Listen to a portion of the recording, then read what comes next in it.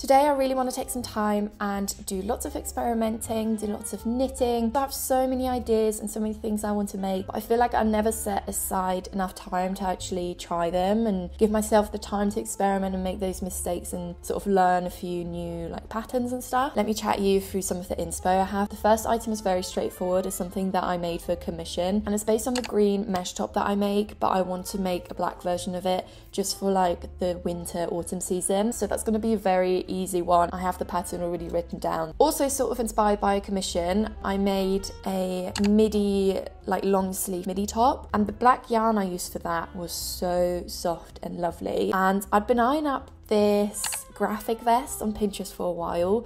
I just love it so much. I'm obsessed with anything graphic knitwear at the moment. Fingers crossed I have enough of that yarn left over, but I'm gonna try and just make a vest sort of base, and then at some point I will stitch a little graphic on top as well, which I think will be so cute.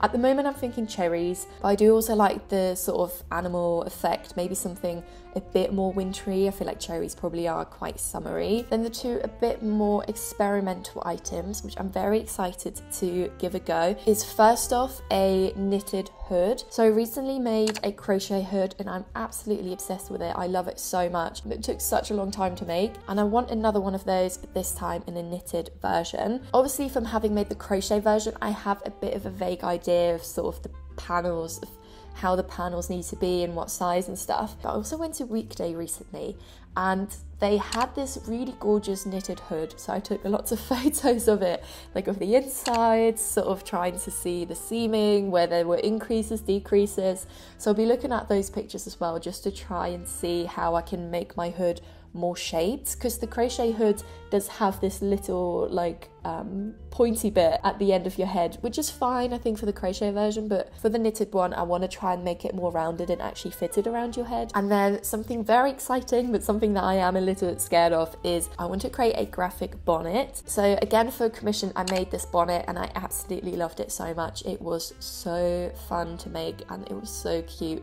and I feel like this would be a really fun item to add to my shop as well. I want to try and elevate it by adding patterns on it. At the moment, again, I don't know what it is with cherries, but I'm imagining it with cherries along the side. But I think what I'm going to do for that is I'm going to go through my punch card selection. I already have a huge stack of punch cards from the previous owner of my knitting machine, which is just incredible. I don't yet own a punch thing myself, so I won't be making a punch card myself. I'll probably just be using one of the patterns that already exists, and there are so many to choose from, so I'm sure there's something there. I haven't worked with punch cards in 6 or 7 or 8 months, a very, very long time. And I've only really done it once before, so this is why I'm a bit worried about it. I think there'll be lots of mistakes, lots of things going wrong before I have that final piece, but that's why I want to make this video and just sit myself down for the day and completely focus on that, because I learn so much from making those mistakes, from doing things wrong, from trying to solve a problem. I feel like my brain literally just splurts new little pathways. I think I'm just going to stop chatting and start with making those two black tops, which probably aren't that interesting for me to show you, but I'll take you along for some of the way. And then it's time for some fun experimentation. Here we have my pattern, which is so well written out, isn't it? It's so clear to read and the instructions are so helpful. No, but seriously, this looks a mess, but I know what it means, I know what it says, and this was a whole process to get there, but I got there, and I find it really helpful to see my thought process. I try in everything I make on my knitting machine, either as I'm doing it or after I finished it, to write down my steps, because there's nothing worse than accidentally making a masterpiece, but you didn't write down any of the instructions, so when you try and recreate it 2 weeks later, you don't know how. This is the yarn. It's huge. It's one of the biggest cones of yarn I've ever had. It's quite thin, but still has some kind of thickness to it, so I really like working with that. So I'm going to cast it on, and really how the body's constructed. It's basically 2 rectangles, one for the front, one for the back. I cast on 80 stitches. I knit 200 rows, which looks really long on the machine, but once it comes off the machine, it really stretches out. And for the arms, I also cast on 80 stitches. I knit a total of 200 rows, but 150 of those I just knit back and forth, and then I decrease for the last 50 rows to create this like shoulder shape, really fit quite nicely here. And that's basically it.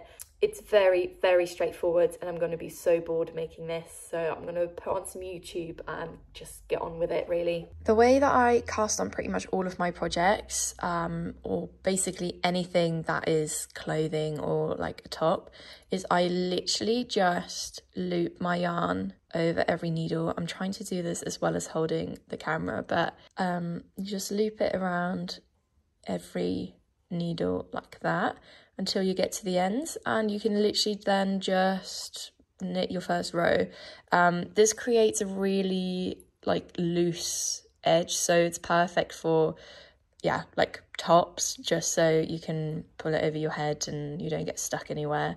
But it does also mean that it's, you know, very loose at the bottom, so it can create sort of curling, or it wouldn't be cinched in or anything. So there are a lot of other ways you can cast on. This is just the one that I always gravitate towards. The other one that I like to do is with a crochet hook, but that is for pieces that I want to be a bit like tighter at the bottom.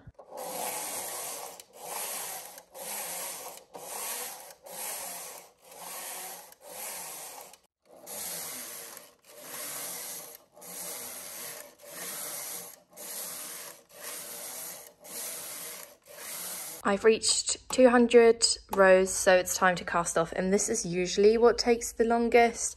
So you're gonna want to grab one of these like latch tools. These are really, really fun. I remember getting my knitting machine and I had absolutely no idea what to do with this, but this is like my favorite tool ever.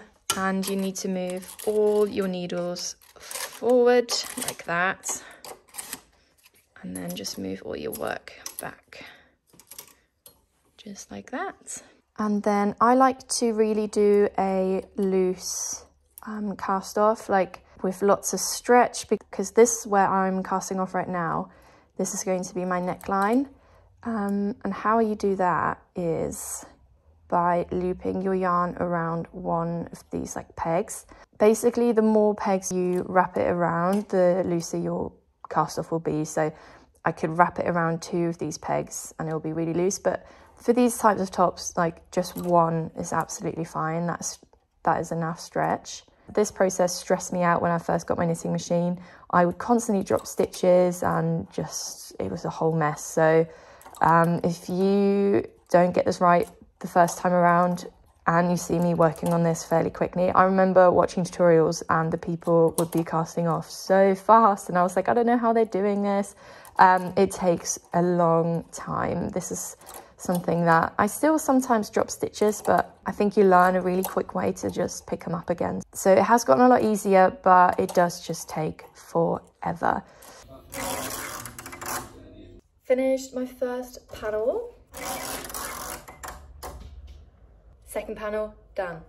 Now it's time to decrease my arms. I've just hit 150, or 151, let's just ignore that. I feel like I just hit that actually. Never mind. And the way I decrease kind of depends on the piece itself. For this arm, for this top, I decrease over 50 rows. The first 20 rows, I decrease every other stitch on both sides, obviously. And then the last 30 rows, I decrease every row. Honestly, do with that what you will. I don't know how helpful that is. It really just depends on the piece you're making. Also, a very good tip for when you're decreasing is to leave stitch markers exactly where you're starting your decreases. I didn't do this for the longest time, and honestly, I made my life so much harder for no reason, because your work will naturally curl in like here.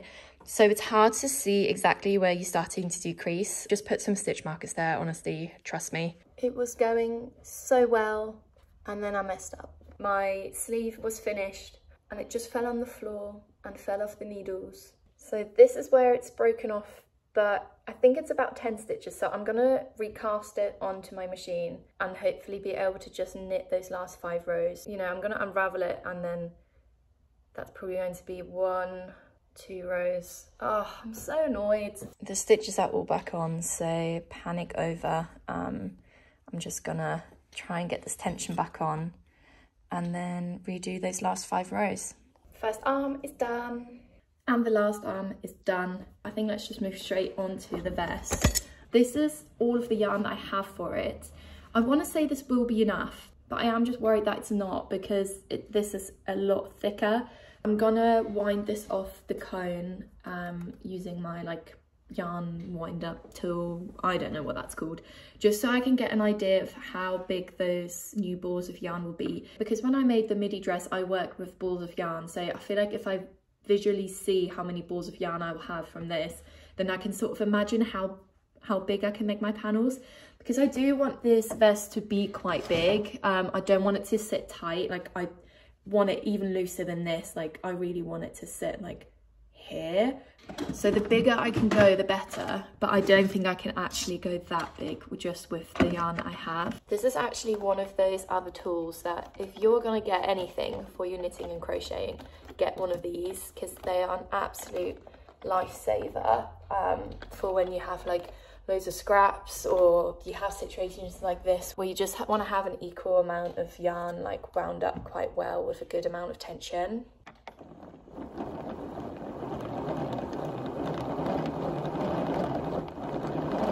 Okay, I have these 2 balls of yarn, and then there's also still some left on the cone, so I feel like I can go fairly big. I don't know how much I'm going to cast on, I don't know the tension.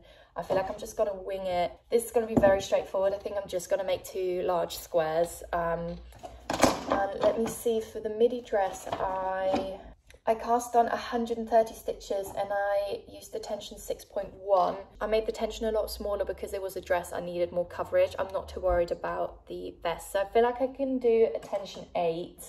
And I'm going to cast on maybe 110. I'm going to have a look back at the dress and just see where it hit me around the shoulders, and then sort of go from there.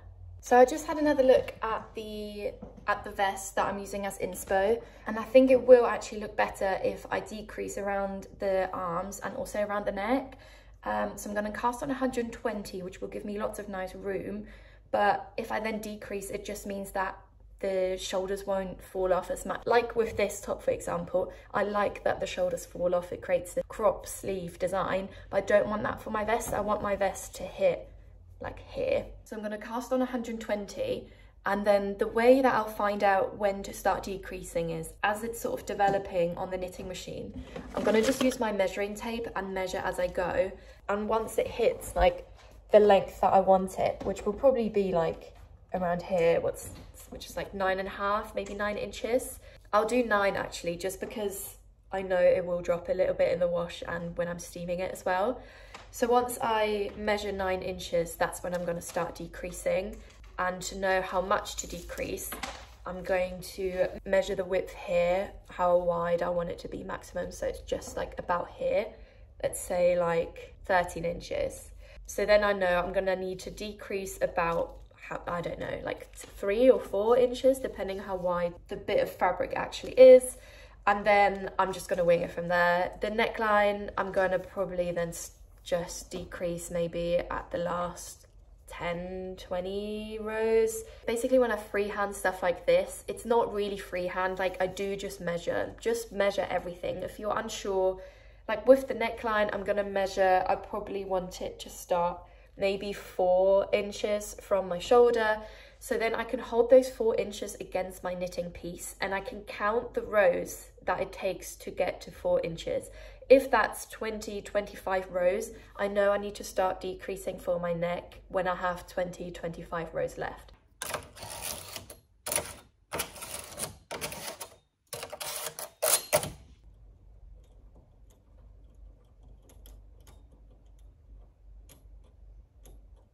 Joke's on me, because I just cast on my project and I knit some rows and it just didn't work, so I'm gonna have to recast everything again.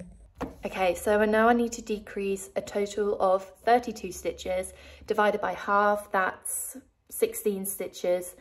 So I need to decrease 16 stitches on either side to make the like armholes. I don't know how often I'm going to do that yet. I need to have a little think, but yeah, that's pretty much how I do the maths for that. So I finished the front and tiny. I don't know how this turned out so small.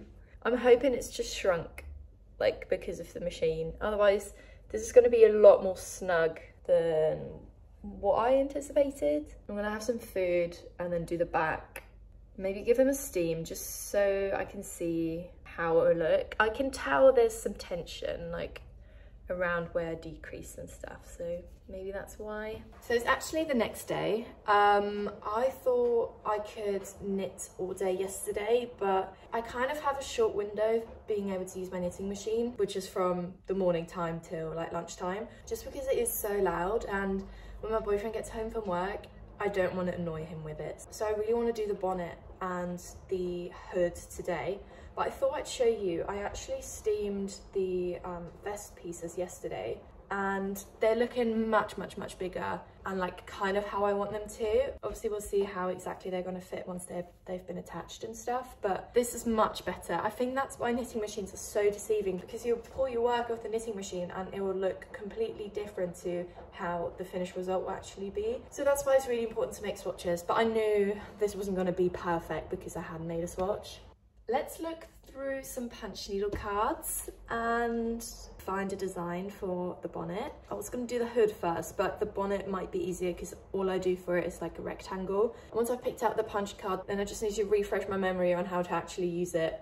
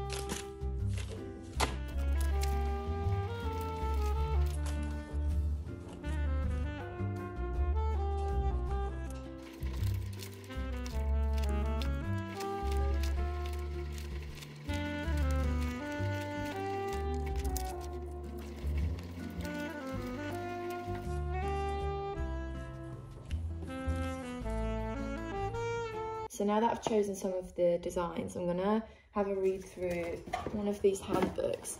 I have quite a few just because they came with the machine. So I'm gonna have a read through and just refresh my memory because I do not remember how to even start. I know there's like little knobs you have to turn on your cartridge and stuff. I am incredibly lucky that all of these resources came with the machine. It just made the process of learning how to do any of this so much easier.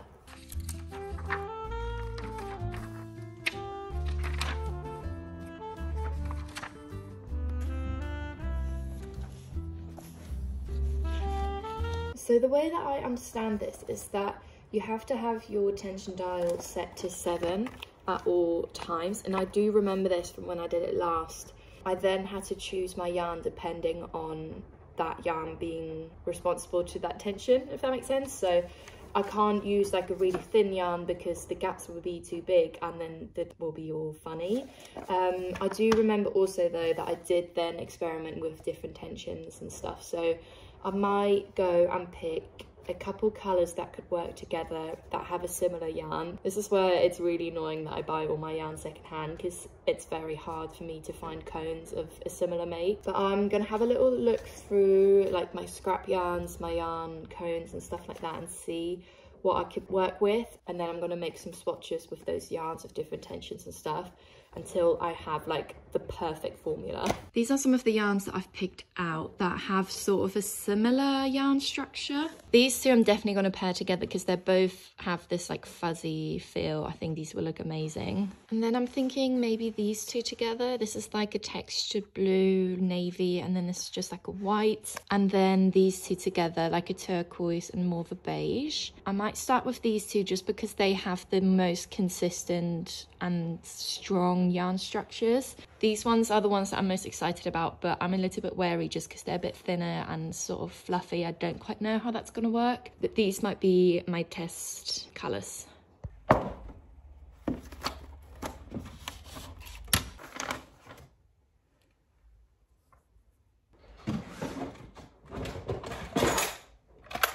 I think I'm going to save this card for when I use the navy and whites. And then I'm going to use either this like rose or this random pattern, which I can't really quite imagine yet what that would look like. I know I want the whites to be the main body and then the green to be the motif thing. I think I'll go for the rose.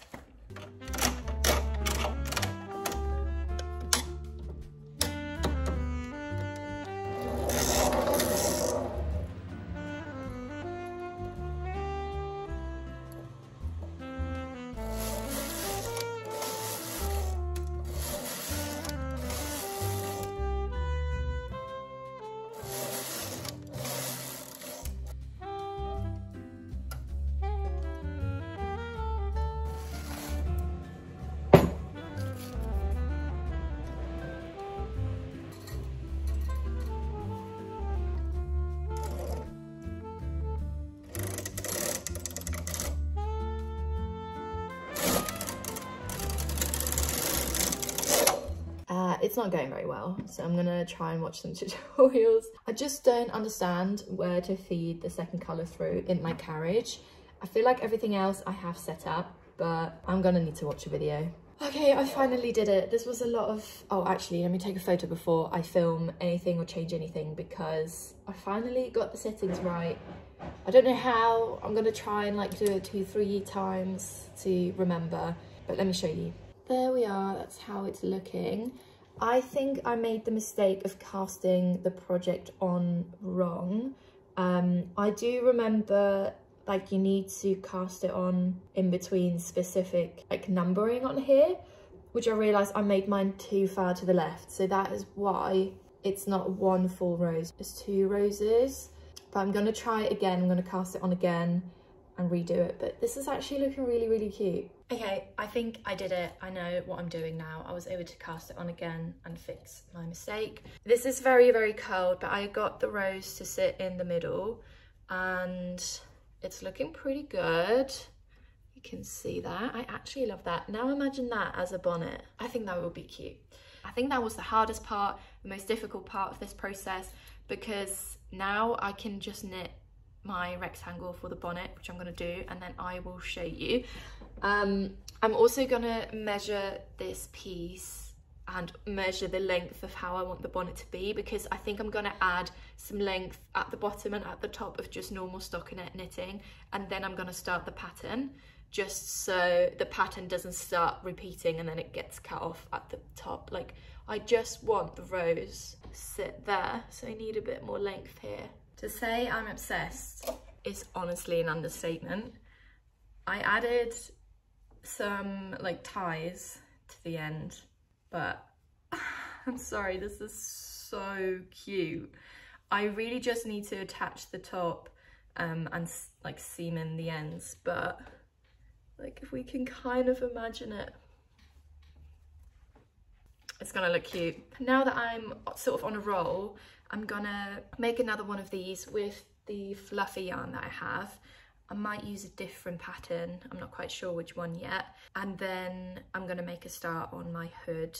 Now that I'm thinking about it, I'm not gonna overcomplicate things with the hood, and I'm just gonna make a very straightforward one that's not gonna take too many increases, decreases, stuff like that. I feel like logically I'm a bit worn out, so I'm gonna stick with what I know and just make a hood to just serve the purpose of being a hood, and then I can always build on that later on. This is the second hood that I made, and I used this little goose pattern, which is just adorable, but I didn't make it wide enough. Let me show you. So this is where we are at the moment, and it just barely covers my ears, so it needs more coverage, like definitely on the top of my head. like there. And basically what I was thinking to fix it was to add ribbing around just here, but I need to decrease the ribbing around here so it doesn't get thicker here, because the way this fits is actually perfect. So I started knitting the ribbing yesterday by hand, but I think I'm gonna have to do it on my machine just because I can't get the stitches small enough to match the actual body of it if I knit by hand. So I'm gonna cast this on to my machine, and then as it's on my machine, I'm gonna decrease. And once I've knit all the rows, I'm gonna use my little tool. I'm gonna use this little latch tool and I'm gonna latch the ribbing, which is gonna take some time, but I think it's gonna be worth it. So this is my added panel where I'm gonna do the ribbing. This is where I've sort of decreased. It's a bit scrunched together, but I think with a nice steam, this will loosen up a little bit. So this is the before, and this is the after. And this was not fun. I hated doing that. So I think I fixed it, and I'm actually really impressed with how effective adding the ribbing was. It definitely gave so much more coverage. Can't really tell like how nice the finishing is because the yarn is so dark. I don't know, it's really hard for me to see. Right guys, I'm so sorry, but I completely did not show you the process of making this vest. I added the bird on there obviously, and then I've also started doing this like scalloped edge. Originally I started by doing some ribbing on the side here, but I really wasn't sure about it and it was taking so long, so I thought I'm gonna just do it in white, and I actually much prefer this. This is the bird obviously. I really wasn't sure what I was gonna do originally. I kind of had to play around with some different graphics, and then I thought I was gonna do a crying heart. I started adding it onto the vest and it was just so hard to follow the line work properly and it looked really wonky, so I had to just rip that out and start again, and I settled for this little bird and I'm so glad I did. I feel like it looks really cute. This is what the back looks like. Feels kind of like adding a patch on your clothing. Obviously it's not finished, so I haven't steamed it yet, but I feel like after steaming it, it will really settle into the stitches as well. So yeah, I think I'm just going to finish this and then show you the finished result at the end as well. But what I'm going to do now for the final piece is I'm going to make the hood. And I had a little think about designs and how I want to approach it. I thought originally I was going to copy kind of the layout of the crochet hood that I made, but then felt like there would be an easier way to do it, and I think I am now actually gonna do some decreases so it's more rounded around the head and not like a pointy bit there. I'm just also gonna crack on with this, and also I got a puncher, which means there's now no limits to the types of patterns I can make, which is so exciting. It's a little bit overwhelming actually. This little thing is going to change my life, I think. So I think I'm gonna do a punch card specific video, and we're just gonna spend a day of making designs, punching the cards, making bonnets. So yeah, that's very exciting. But for now, let's do the hood. So this is the piece that I made for the hood. Right now I am a bit worried about how see-through this is, but I'm hoping it will sort of come together once it's all assembled. So I'm gonna need to attach the side here, which this is the back of the head, this is the top of the head, this is the neck, and then this is where your face comes out. I'm just gonna do a little cord for it as well, but I think the rest of the day I'm just gonna assemble, and then I'll show you all my final pieces.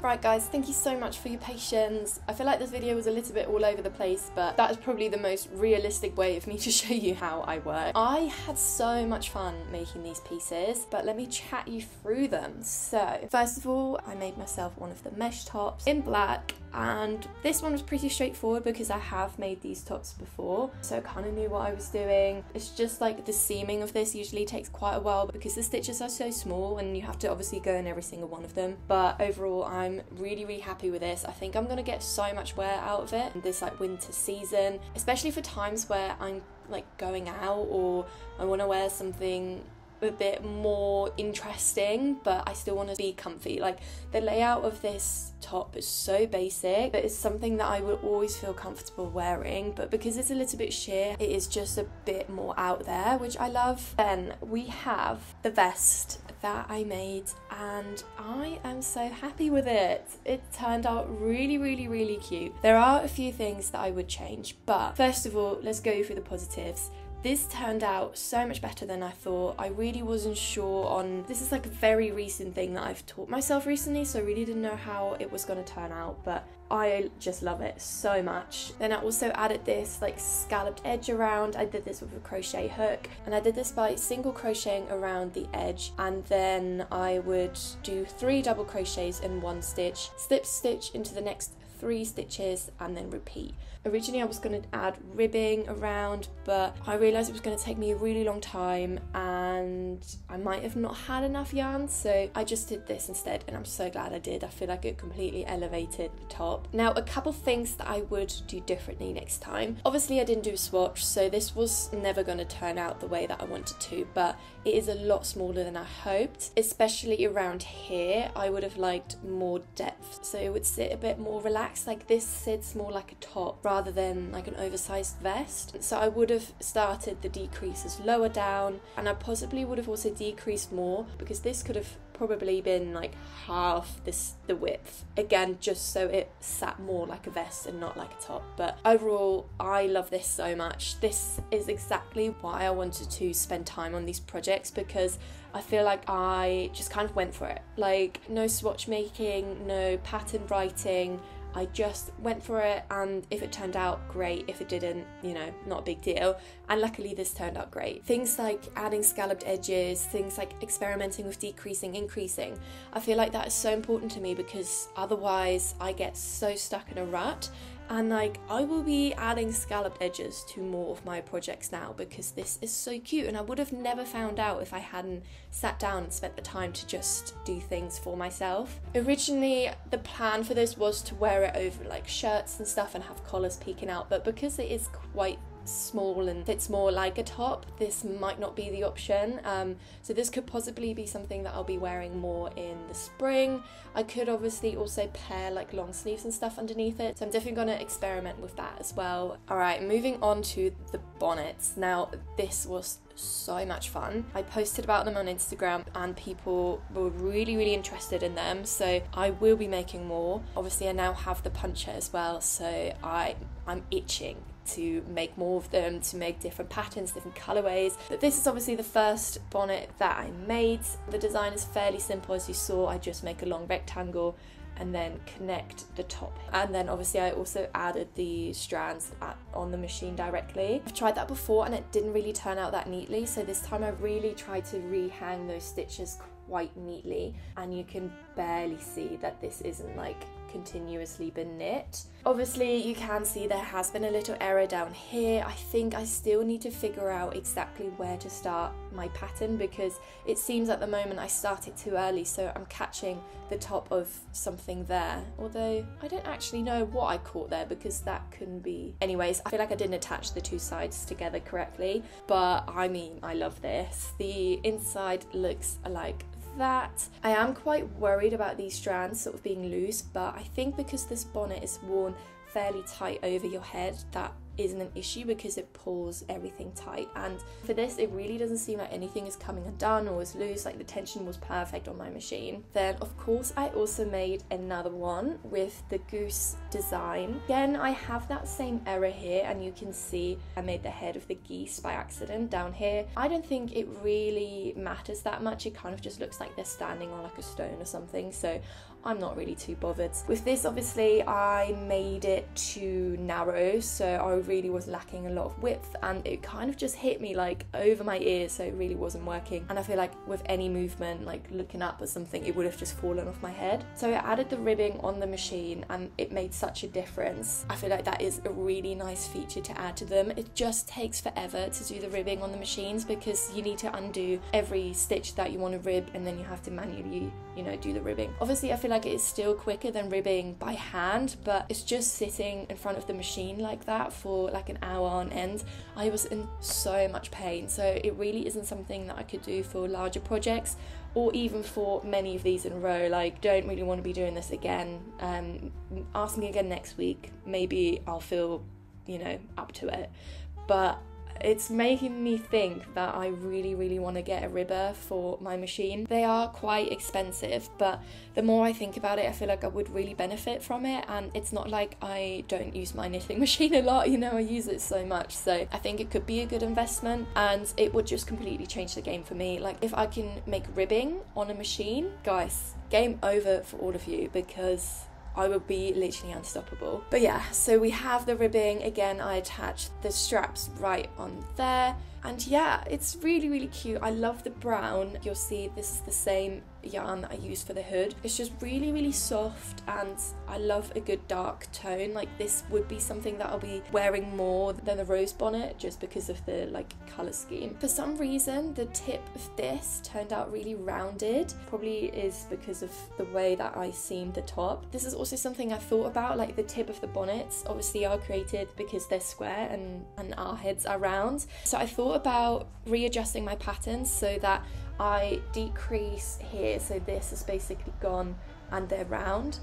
But I feel like then that's just a balaclava with straps. Like, you need that pointy bit to make the bonnet be a bonnet, and like, it feels kind of silly to have that, but without it the bonnets aren't as effective. So then the last thing, obviously same yarn as the geese bonnet, we have this hood. And you have no idea how long I've wanted one of these. I literally went to Weekday, took photos of the hoods that they make to then recreate. I could have just bought one there, to be honest, but this turned out so well. I feel like this could have been one of the things where I think I can do it better, or I can do it quicker myself rather than buying it, and it actually turns out shit. But this turned out so good.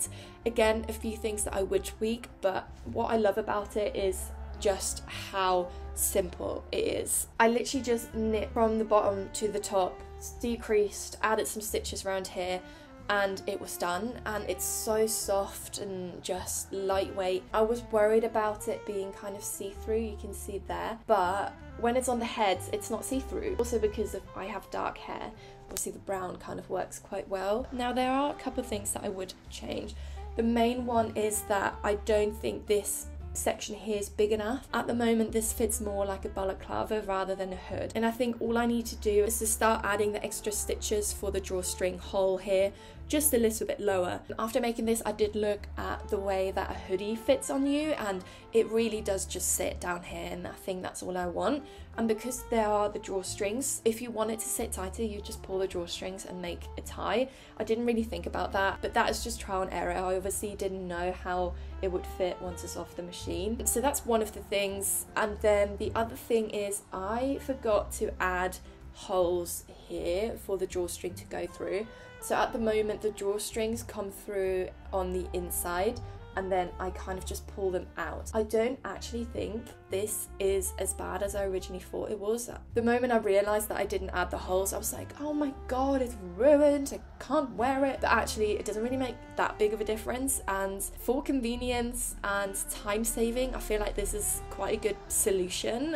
Like, it really doesn't matter, but obviously if I had added some holes here, it would have just made it even more finished and polished. So I might try that again. Otherwise, pretty happy with this. The decreases worked really well. The back here has a bit of a funny shape, like this bit. I did the decreases by doing decreasing every 3 rows, then I did decreasing every 2 rows and decreasing every single row. And I feel like I'm just gonna skip decreasing every 3rd and just go straight to decreasing every 2nd, because I think that is what created this weird bulge. Like, really I should have just gone zoop rather than like wavy. But when you're wearing it, you really can't tell. It's just like the flat lay looks a bit weird. And that is everything that I made. Honestly, this was such a blast. I feel so motivated, so eager to create even more. Definitely over the last months, I completely forgot about the fact that I can just make clothing for myself. And I feel like it elevates a certain pressure because I know it's just for me. I don't need to sell it. It doesn't need to be perfect. But weirdly, everything turned out pretty perfect. Like, I still put so much work into the finishing because I want my clothing to be nice as well. So yeah, I have lots more ideas for future projects, and I have scheduled in a day of just making punch cut designs and bonnets and more hoods and stuff to add to the shop as well. So I will definitely take you along to that as well, because I think the process of making the punch cut and creating all these different patterns that I literally have access to. But yeah, I really hope you enjoyed this video, and I'll see you next time. Bye!